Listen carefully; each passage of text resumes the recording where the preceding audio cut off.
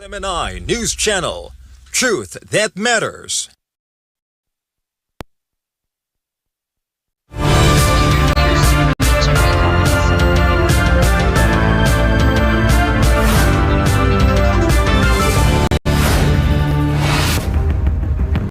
In the headlines, first, in Turkey, 3 Turkish police officers are dead after ISIS-linked gunmen opened fire during a security operation in Yalova, officials say.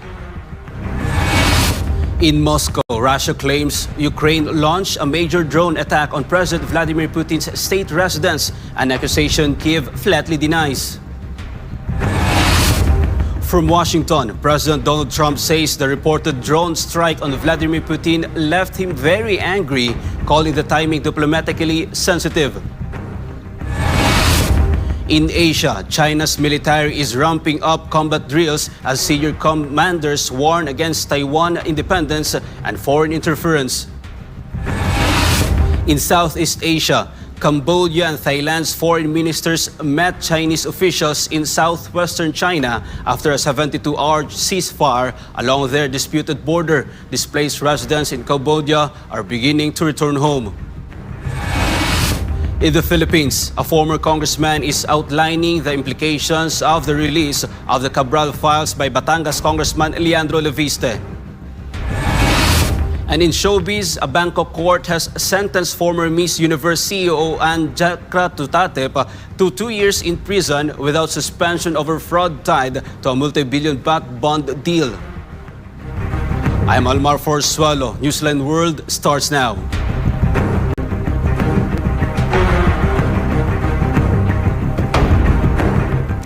Mexican President Claudia Sheinbaum has ordered a full investigation into a deadly train derailment in southern Mexico as authorities continue rescue and recovery operations at the crash site. This report. Russian Foreign Minister Sergei Lavrov said Ukraine attempted to attack President Vladimir Putin's state residence in the Novgorod region using dozens of drones overnight on December 28 to 29. Lavrov claimed that 91 long-range strike unmanned aerial vehicles were launched at the residence and that all were destroyed by Russian air defense forces. He said there were no reports of casualties or damage from falling debris. Lavrov described the alleged attack as a terrorist act and said Russia had already identified targets and timing for retaliatory strikes. He added that Moscow does not intend to withdraw from negotiations with the United States but warned that Russia's negotiation position would be revised, accusing Kiev of adapting what he called a policy of state terrorism. Обращаем внимание на то, что данная акция была совершена в ходе интенсивных переговоров между Россией и США по урегулированию украинского конфликта. Подобные безрассудные действия не останутся без ответа. Объекты для ответных ударов и время их нанесения вооруженными силами России определены. Meanwhile, Russian Foreign Ministry spokesman Maria Zakharova warned that Russia's answer to the large-scale drone attack against Putin residents will not be diplomatic. Ukrainian President Volodymyr Zelensky rejected the claims, calling Lavrov's statements lies intended to disrupt peace talks. Zelensky said Ukraine was not taking steps that could undermine diplomacy. The comments come as U.S. President Donald Trump said he held a good and very productive phone call with President Putin ahead of a separate meeting with Zelensky in Florida. Trump later also spoke with the Russian leader. Meanwhile, President Donald Trump says an alleged Ukrainian drone strike on President Vladimir Putin's residence left him very angry, particularly because it came at what he described as a delicate moment diplomatically. Trump said he learned of the incident directly from Putin during a phone call earlier in the day. Standing alongside Israeli Prime Minister Benjamin Netanyahu at the White House, Trump pointed to his decision not to provide Ukraine with Tomahawk cruise missiles, suggesting that withholding the weapons was the correct move. Yeah, I don't like it. It's not good. I heard about it this morning. You know who told me about it? President Putin told me about it. Early in the morning, he said he was attacked. It's no good. It's no good. Russian officials Don't forget, the Tomahawks. I stopped the Tomahawks. I didn't want that because we're talking about, it's a delicate period of time. This is not the right time. It's one thing to be offensive because they're offensive. It's another thing to attack his house. It's not the right time to do any of that, and can't do it. And I learned about it from President Putin today. I was very angry about it. The Kremlin later confirmed the call with presidential aide Yuri Ushakov, saying Trump was shocked by the attack and expressed relief that the Tomahawk missiles had not been supplied to Kiev.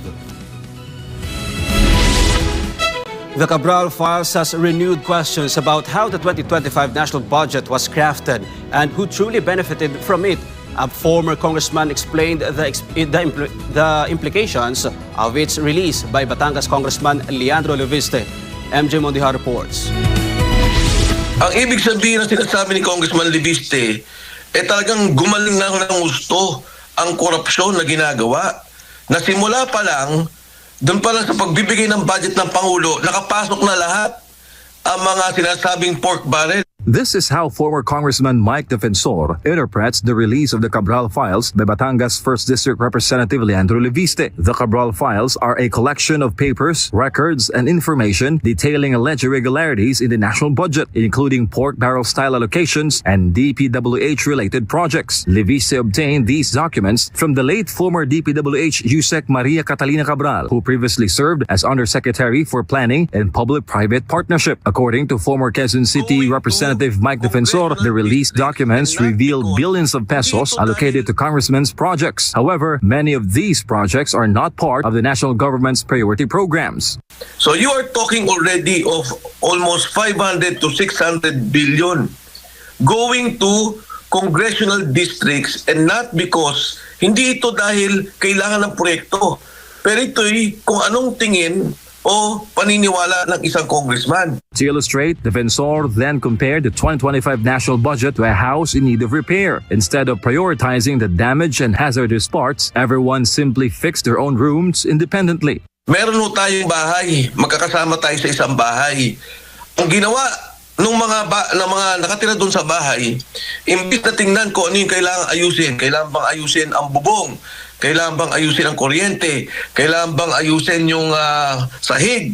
Ang ginawa, ito, may budget kayong lahat. Yung tigi 1 milyon ninyo, ang ginawa na nagpaayos ng kanya-kanyang kwarto. Kaya yung buong bahay nasisira, bumabagsak. According to the data from the Department of Economy, Planning and Development, 44 infrastructure projects are currently delayed. Most of these projects are in the transportation sector and funded through Official Development Assistance or ODA. This includes the Metro Manila Subway Project Phase 1 funded by JICA and the North-South Commuter Railway System supported by JICA and the Asian Development Bank. Yan ang nangyari sa budget natin. Imbis na tingnan natin kung ano yung kabuuan ng kailangan natin dito sa ating bansa, nagkanya-kanya sa mga distrito. Pati yung mga tinatawag natin foreign assistance, ito yung malalaking proyekto, na malalaking highway, kung ano man, yan yung tinanggalan ng pondo. Yan nga yung mga kailangan eh. Ultimately, the former congressman believes the investigation into the flood control anomaly will go nowhere because in the end, only those commissioned individuals and political opponents of the current administration will be held accountable, not the true masterminds behind the theft of public funds. Ang ending sa kanila, si Saldico ang mastermind, maglalagay ng ilang contractors, maglalagay ng ilang DPWH. Doon sa mga congressman at saka senador, babalansin pa kanila. Kung sino makikisama, kung sinong okay na, wala. Yung mga kalaban, ilalagay nila dyan sa kaso. Reporting for Newsline World, this has been MJ Mondijar, SMNI News. Up next in Asia, China's military is ramping up combat drills as senior commanders warn against Taiwan independence and foreign interference. And in showbiz, a Bangkok court has sentenced former Miss Universe CEO Anne Jack Rajutatip to 2 years in prison without suspension over fraud tied to a multi-million baht bond deal. More news when Newsline World returns.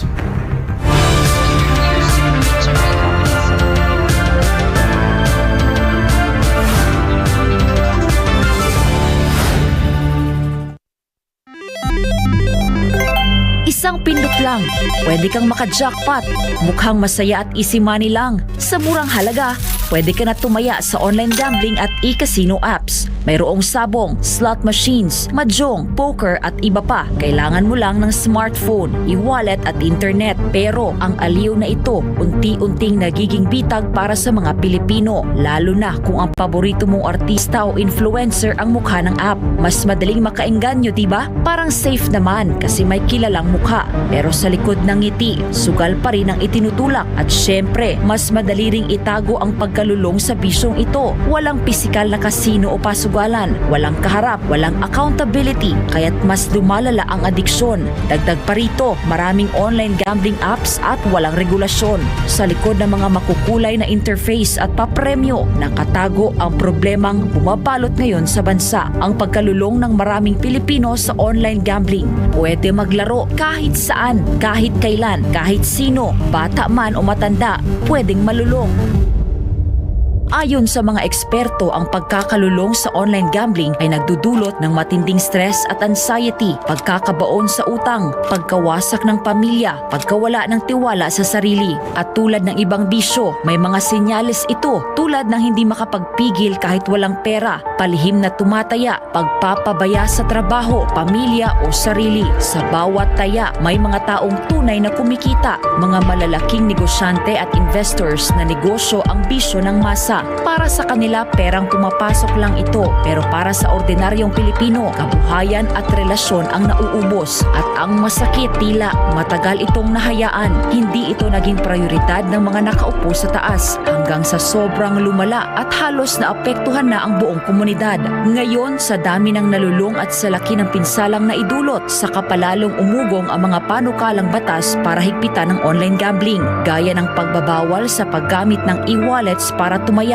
pagtaas ng minimum bet, mas mahigpit na identity verification, pag-block ng mga illegal na gambling sites, at bawasan o ipagbawal ang mga ads na target ang kabataan. Maaari itong magmukhang laro lang, pero sa katotohanan, isa itong sugal sa kinabukasan. Ang kita na dapat sa mga pangunahing pangangailangan o ipon na uubos sa sugal. At sa mundo ng online gambling, mas madali kang matalo kaysa manalo. Huwag hayaang sugal ang magdikta sa iyong buhay.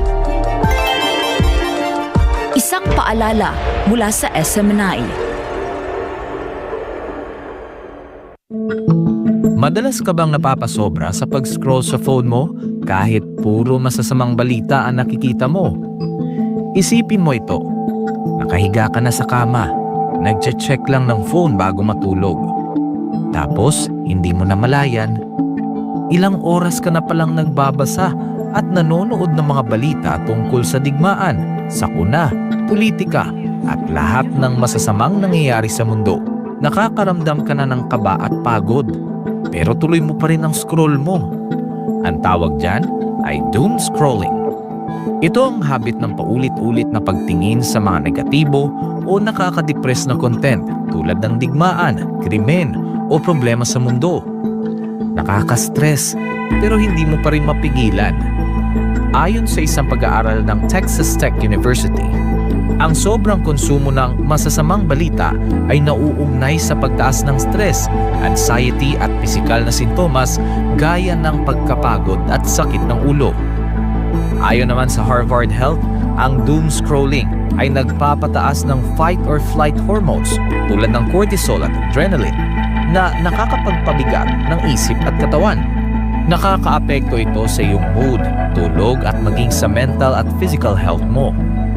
At kapag naman puro memes at random na content ang pinapanood mo ng sunod-sunod hanggang sa mawalan ka na ng gana na mag-isip at gumawa ng iba pang gawain, ang tawag naman dyan ay brain rot. Sa Gen Z at tinatawag na internet culture, ang brain rot ay overconsumption o sobrang tagal na panonood ng paulit-ulit, mababaw, magulo o walang saysay na content online hanggang sa parang manhid na ang utak mo. Kapag nasobrahan, syempre, nakakasama. Nawawalan ka na ng focus, nawawala ang motivation, hirap mag-isip ng malalim, parang lutang o foggy ang utak. Masaya sa simula, pero kapag sobra, napapagod ang isip mo. Nahihirapang mag-concentrate at parang lutang. Mas delikado pa ito sa mga bata dahil ang utak nila ay nasa proseso pa ng pag-develop. kaya mas malakas ang epekto ng doom scrolling at brain rot sa kanila. Maaaring makaapekto sa pag-aaral, pag-iisip at pakikitungo sa iba. Ang higit sa 4 na oras ng screen time araw-araw sa mga kabataan ay konektado sa 35 to 88% na mas mataas na posibilidad ng depresyon, anxiety at stress. Base ito sa isang malawakang pag-aaral sa Brazil. Kaya, maging balanse. Magpahinga sa screen. Magbasa. Makipagkwentuhan. Magdasal. Maging present lagi. Alagaan ang iyong isipan. Kung anong itinatanim sa isipan mo, yun ang lalago.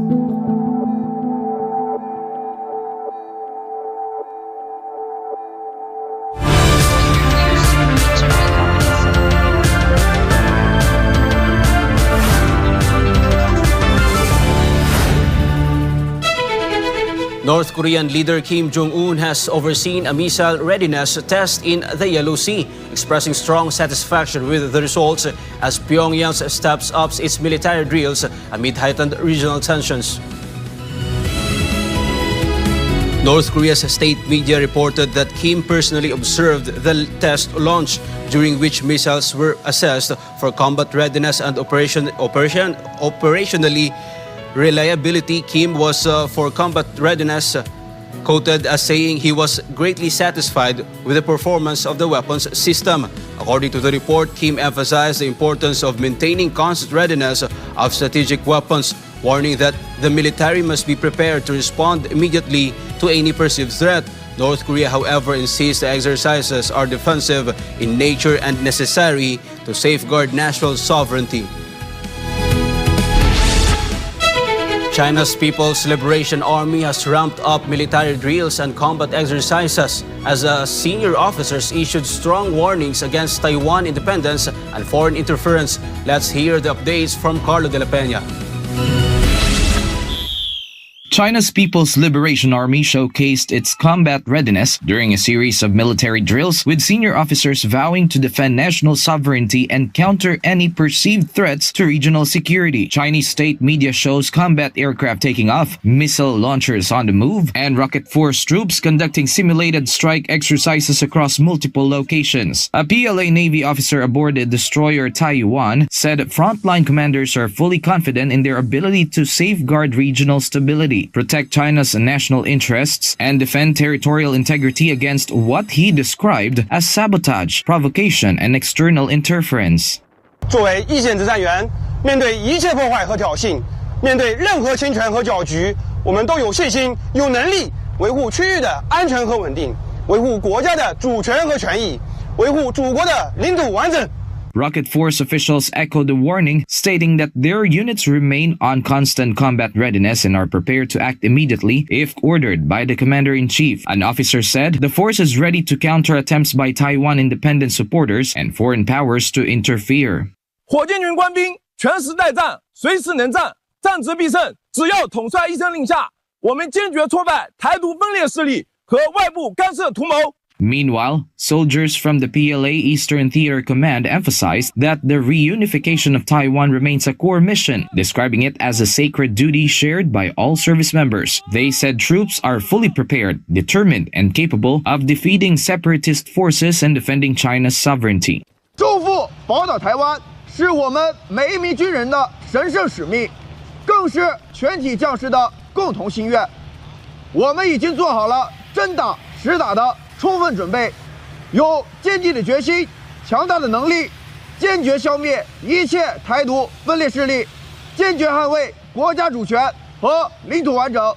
The drills come amid heightened tensions in the Taiwan Strait as Beijing continues to assert its claims over the self-governed island and warns against any moves towards independence or foreign involvement. Reporting for Newsline World, this has been Carlo de la Peña, SMNI News.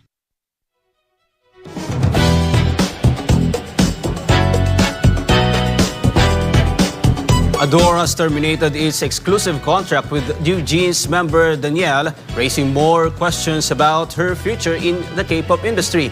Meanwhile, former Miss Universe CEO Anne Jakrajutatep has been sentenced to 2 years in prison without suspension after Bangkok court found her guilty of fraud linked to a multi-million baht corporate bond investment. Kai Villan has all the buzz. Adore has officially terminated its exclusive contract with Daniel, a member of the K-pop girl group New Jeans, escalating the ongoing legal and contractual dispute between the artist and her agency. In a statement released on Monday, Adore confirmed that Daniel's exclusive contract had been terminated, citing a breakdown in trust and contractual obligations. The agency said the decision followed a series of unresolved issues surrounding management authority and compliance with the terms of the agreement. Adore emphasized that it had made repeated efforts to maintain its relationship with the artist, but ultimately concluded that continuing the contract was no longer viable. The company did not specify whether legal action would follow or how the decision would affect New Jeans group activities moving forward. The termination comes amid broader tensions involving Adore's parent company Hybe and ongoing public scrutiny over artist management and contract rights within the K-pop industry. A Bangkok court has sentenced former Miss Universe CEO Jakapong-an Jakrajutatip to 2 years in prison without suspension after finding her guilty of fraud related to a corporate bond investment. According to Bangkok Post, the Bangkok South Kua Aing Court ruled on Friday that Jakrajutatip, who heads JKN Global Group, was responsible for irregularities involving 30 million baht corporate bond deal. The court found sufficient evidence to convict Jakrajutatip, marking a major legal setback for the business executive, who rose to global prominence after acquiring the Miss Universe organization. Reporting for Newsline World, Kai Villan, SMNI News.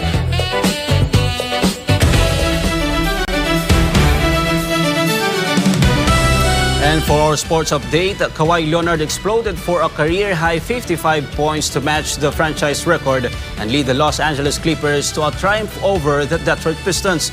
Meanwhile, South Africa advanced to the knockout stage of AFCON 2025 after a hard-fought victory against Zimbabwe. More on this from Carlo de la Peña.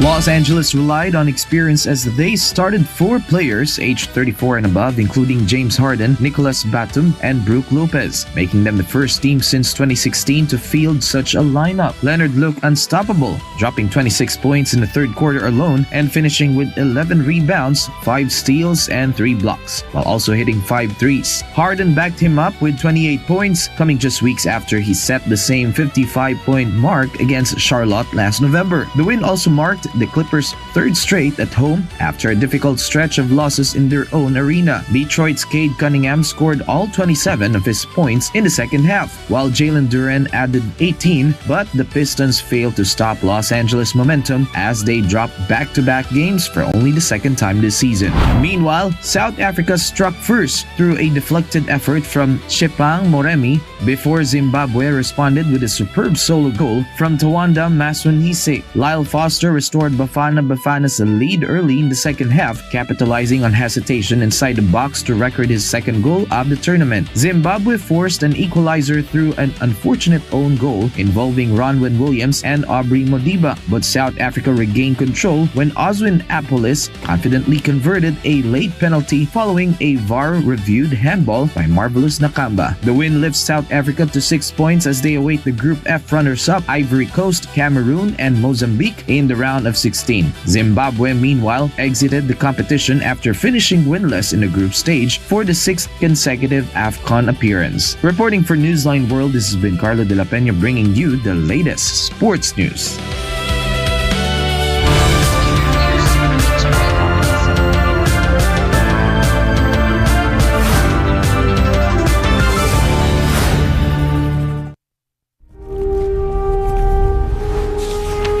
Pasasaan pa ang kalayaan kung ang mga alipin ngayon ay sila din naman mang-aalipin bukas.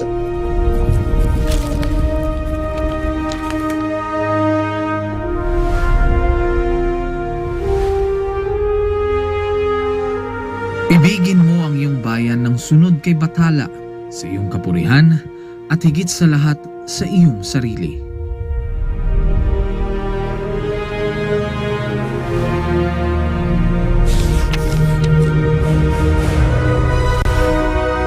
Hindi natin mapapalaya ang ating mga sarili maliban kung sumulong tayo na nagkakaisa sa iisang hangarin. Ang tunay na makabayan ay ang tumutupad ng pagpapabuti ng kanyang mga kapwa, gaano man kaaba ang kanyang katungkulan. Naway magsilbing paalala ang kanilang mga salita upang lalo nating mahalin at tapat na paglingkuran ang minamahal nating inang bayan.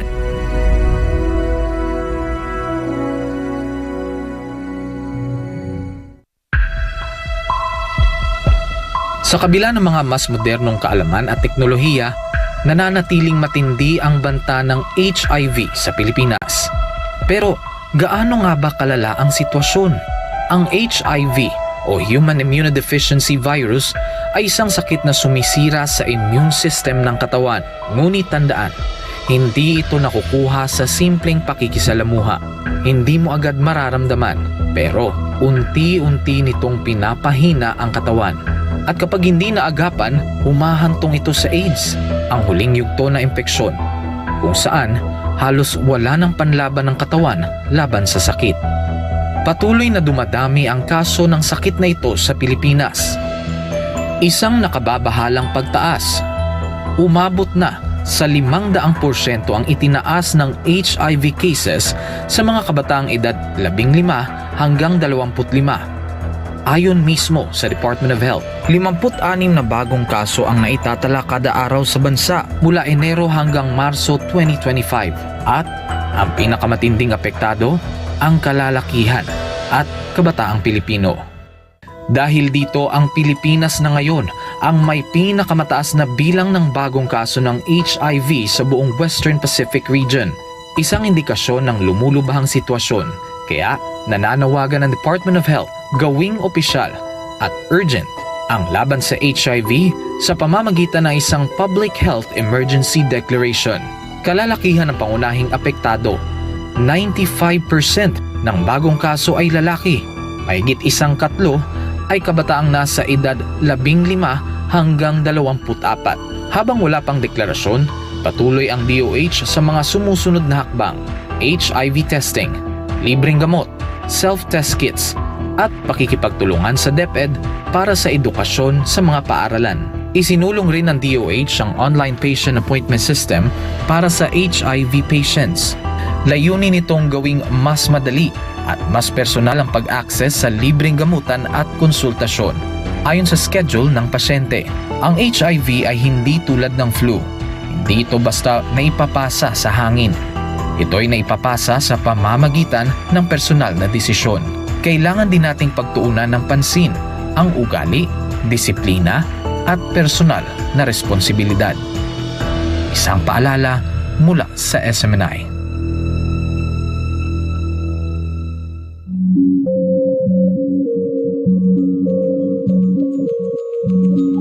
Sa panahon ng tag-ulan, hindi lang baha at ulan ang dapat bantayan, kundi pati na rin mga sakit na pwedeng makahawa. At dahil ngayon ay rainy season, nagbabala ang Department of Health laban sa tinatawag na wild diseases. 4 na klase ng sakit na karaniwang nakukuha ng tao tuwing maulan. Ito ang W o waterborne diseases, gaya ng pagdudumi o gastroenteritis. I o influenza-like illnesses, gaya ng sipon, ubo at lagnat. L o leptospirosis, na maaaring makuha mula sa ihi ng mga daga sa baha. At D o dengue, na dala ng mga lamok. Kapag baha, mas mabilis kumalat ang mikrobyo. Kaya't ugaliin ang paghuhugas ng kamay at agad maligo matapos lumusong sa baha. Ano ang dapat gawin para maiwasan ang wild diseases? Tumutok sa weather updates. Magsuot ng kapote at bota. Siguraduhing malinis ang iniinom na tubig. Agad kumonsulta sa health center kung may nararamdamang sintomas. Mainam din gawin ang 40 o ang taob, taktak, tuyo at takip para maiwasan ang dengue sa bahay at komunidad.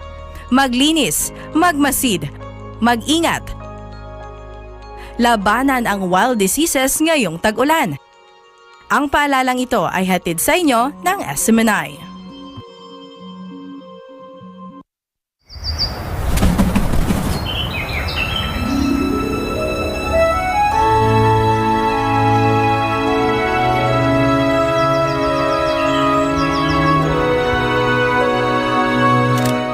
In 2005, Pastor Apollo C. Kibuloy founded the Sunshine Philippines movement.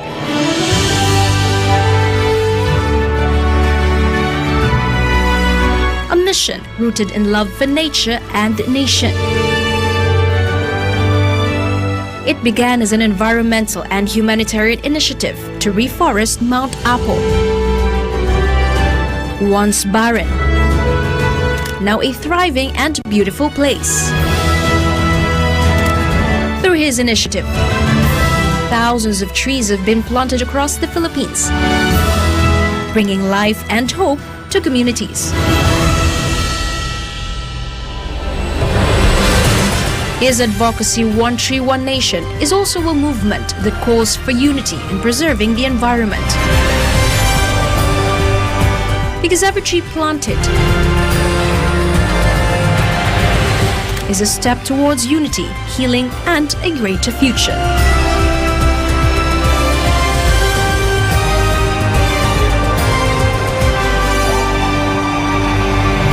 Join One Tree, One Nation.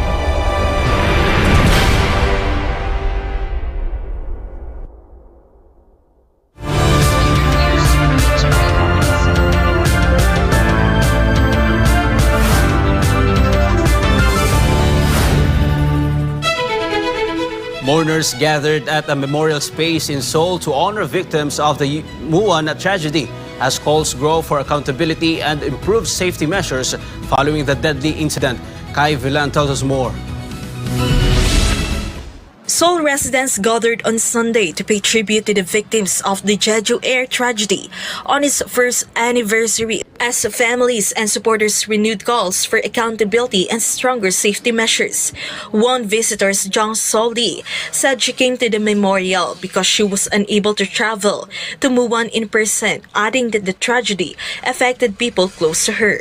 무안으로 좀 직접 내려갈 수는 없어서 이렇게 서울역에 추모 공간이 있다 해서 왔었는데 그래도 많은 분들이 같이 좀 적어주시는 것 같아요. 그래서 저는 이제 Lee expressed hope that the public would continue to remember the incident and maintain attention on the issue. 많이 가까운 부부분이 좀 참사에 휘말려졌었는데 많은 분들이 기억해 주시고 지켜봐 주셨으면 좋겠습니다. 네. Another visitor, Gwang-suk Park, criticized what he described as failures in safety preparedness, saying necessary measures should have been implemented in advance. 안전을 대비해서 필요한 조치들을 취했어야 되는데 그런 조치들을 제대로 무시하고 제대로 취하지 않은 거에 대해서 누구 하나 책임지는 발언 없이 책임을 전가하고만 있고 유가족들에게 정말 진심으로 그런 사죄를 하고 책임을 지려는 그런 자세로 나섰으면 좋겠습니다. Park added that no one has taken responsibility so far, calling on the government to issue a sincere apology to the bereaved families and to demonstrate clear accountability. The memorial has become a focal point for public mourning, as well as growing calls for transparency, responsibility, and meaningful reforms to prevent similar tragedies in the future. Reporting for Newsline World, Kai Villan, SMNI News. Mexican President Claudia Sheinbaum has ordered a full investigation into a deadly train derailment in southern Mexico as authorities continue rescue and recovery operations at the crash site. This report. Mexican authorities are continuing rescue and investigation efforts after a passenger train derailment in South Mexico left at least 13 people dead and more than 100 injured. Speaking at press conference, Mexican Navy Secretary Raimundo Morales Angeles said the train derailed after one carriage slid down an embankment around 6.5 meters deep while other was left partially suspended. Two other cars sustained no major damage. El primer vagón se deslizó sobre el talud a 6.5 metros de profundidad. El segundo vagón quedó parcialmente suspendido y los otros dos vagones quedaron sin daños graves. De las 250 personas a bordo, resultaron 9 atendidas en sitio, 109 atendidas en hospital, de los cuales 44 hospitalizados y lamentablemente el fallecimiento de 13 personas. De esas 13 personas hemos localizado 12 y una continúa en labores de rescate. Morales confirmed that of the 250 people on board, 9 were treated at the scene, 108 were taken to hospital, and 44 remain hospitalized. 12 of the 13 fatalities have been identified, while rescue teams are still searching for one missing victim. President Claudia Sheinbaum expressed condolences to the victims' families and said the government would act with seriousness and responsibility. When asked whether excessive speed was being considered as a possible cause, Sheinbaum said it was too early to speculate and stressed that the investigation would be led by the prosecutor's office. Lo tiene que definir la fiscalía, no hay que especular. También vi. She confirmed that the train was equipped with a black box similar to those used in aircraft, which records operational data including speed. The device is now in the custody of authorities and will be analyzed by the Attorney General's Office and Railway Transport Regulatory Agency. En fin, todo lo que ocurrió en este proceso y tiene que esclarecerse, saber exactamente qué pasó y a partir de ahí también cuándo entraría en funcionamiento. Todavía no podemos decirlo, pero vamos a estar informando si es necesario todo. Sheinbaum added that investigators will examine all possible factors, including the locomotive, the tracks, and the manner in which the train was operated.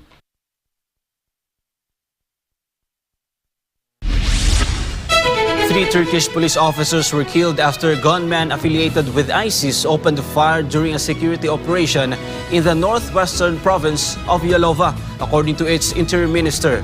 This news from Paul Mutibon. The attack happened as police carried out coordinated counter-terror operations across the country.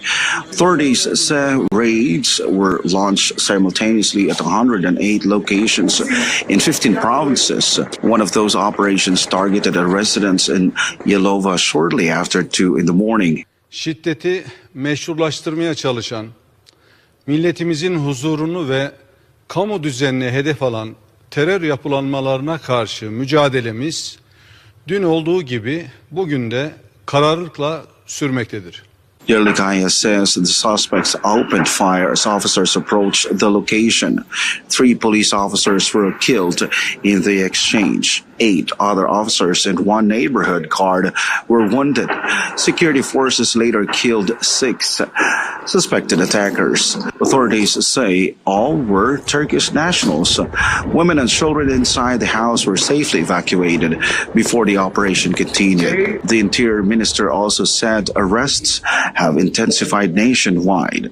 Last week alone, more than 100 suspected ISIS members were detained. Officials say some had been planning attacks during the Christmas and New Year holidays. Turkey has stepped up counter-terror operations in recent months, vowing to maintain pressure on ISIS-linked networks across the country. For God and my beloved country, the Philippines, reporting for Newsline World, this has been Paul Montimon, SMNI News. At least 16 people were killed and 3 others injured after fire tore through a nursing home for elderly residents in Manado City on Indonesia's Sulawesi Island. The blaze broke out Sunday night at the Werda Damai nursing home. The elderly care facility was reduced to rubble, with debris scattered across the site and damaged wheelchairs left behind. Witnesses said the fire spread rapidly, leaving little time for evacuation. Authorities confirmed that 16 people died in the blaze. 15 of the bodies were completely charged, making visual identification impossible. Firefighters assisted by the Indonesian National Armed Forces recovered the victims and transported them to Bayangkara Hospital in Manado. Police said 1 victim was found intact and is believed to have died from smoke inhalation. Investigators say fingerprints could not be recovered from most of the bodies, leaving DNA analysis as the primary method of identification. Dan gambarannya 15 jenazah, sebagaimana disampaikan Pak Kabid Humas, pada kondisi yang mohon maaf sudah terbakar, sehingga bukti identifikasi primer yang ada 3, ada sidik jari, ada rekam gigi, dan ada DNA. Untuk sidik jarinya sudah tidak memungkinkan diambil karena sudah dalam kondisi terbakar, yang 15. Kemudian yang satu masih utuh, Jadi kami sangat berharap karena bukti primer yang kami harapkan sebagai alat identifikasi dari yang pertama berupa sidik jari tidak memungkinkan lagi, sehingga kami sangat berharap ini akan dilaksanakan identifikasi tersebut melalui DNA, pemeriksaan DNA. Saat ini tim kami sudah bekerja untuk mengambil DNA korban.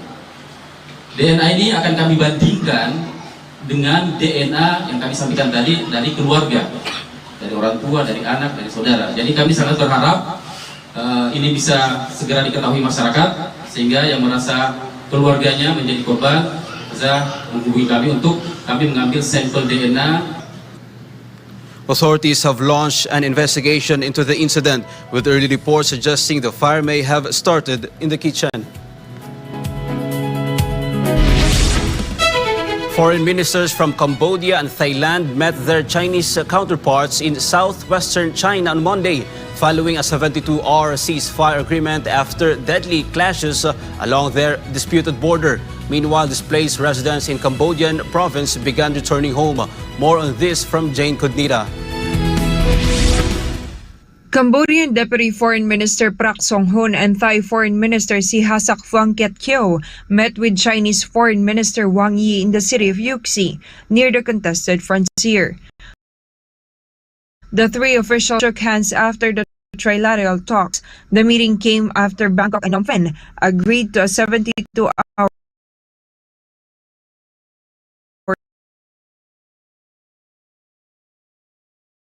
truce, described as a test of sincerity, aiming at ending weeks of fighting along the border.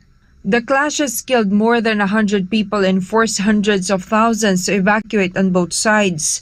In a statement, Wang Yi described the discussions as beneficial and constructive, saying an important consensus had been reached.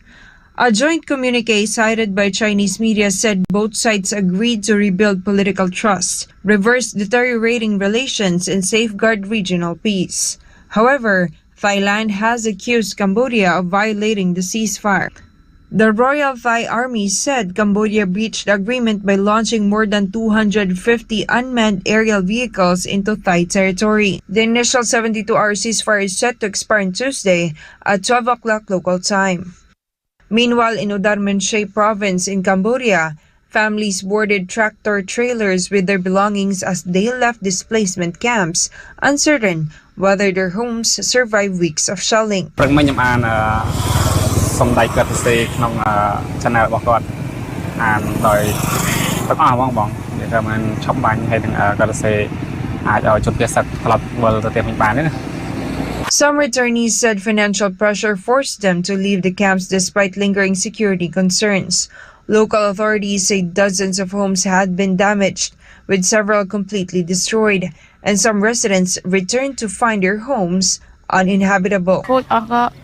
ដូចទៅរកប្រាក់ណាបានទិញមិនទៅអត់បានទៅជួយពេលនេះឲ្យដូចធ្វើជួយតាក់តិចតែស្រេចគិតជួយធម្មតាតាមសទ្ធា Officials say support may come through charitable fundraising or government assistance to help families rebuild.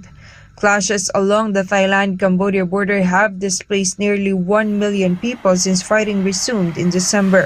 Both sides signed a China-brokered ceasefire on Saturday, though accusations of violations now threaten the deal as it nears expiration. This has been Jane Cudnita, Global Citizen Correspondent, reporting for Newsline World.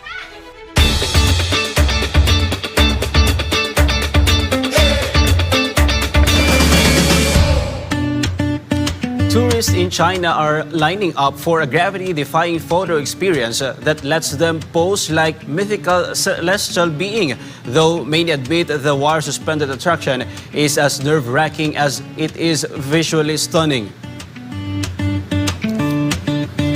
Visitors at a popular tourist attraction in China are getting a taste of fantasy and fear as they take part in wire-suspended photo experience inspired by Xianjia, a genre depicting celestial beings in ancient Chinese folklore. Participants are hoisted into the air on safety wires, dressed in flowing costumes and guided by staff as they attempt elegant poses while suspended above the ground. One staff member explained that visitors are usually taught signature poses such as standing on one leg, but nerves often cause them to freeze before eventually relaxing. 部分都是我们都是跟他说，先来个金鸡独立，上去的时候可能有点紧张，等一下就不紧张了，都是这样的。这个项目对我来说有点小折磨吧，就是对别人可能是花钱享受那种仙侠的那种感觉，对我就，我觉得我在那儿就是扮演一个死尸，真的。我首先我完全没有意识到要做表情管理这件事情，其次因为我是陪朋友的嘛，那就是我觉得真的是舍命陪君子了，这太害怕了，真的。我觉得我能上去，然后能下来，我觉得已经很不错了，真的很不错。Despite the fear factor, the attraction continues to draw crowds eager to capture dramatic photos, even if it means conquering their nerves for a few moments in the air. And before we end, may you be inspired with the words of the sun.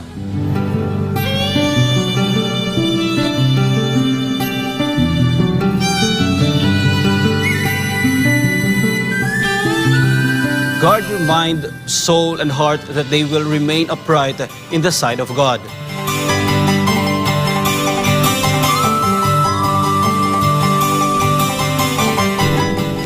And for our New Year's countdown, only 2 days left before 2026.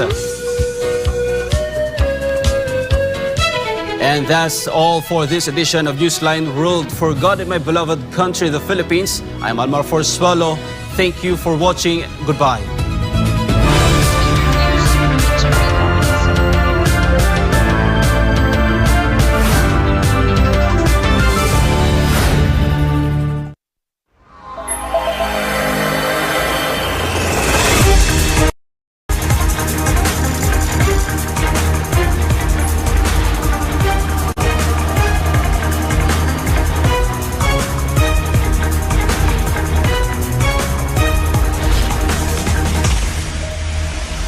This is SMNI News Channel. Truth that matters.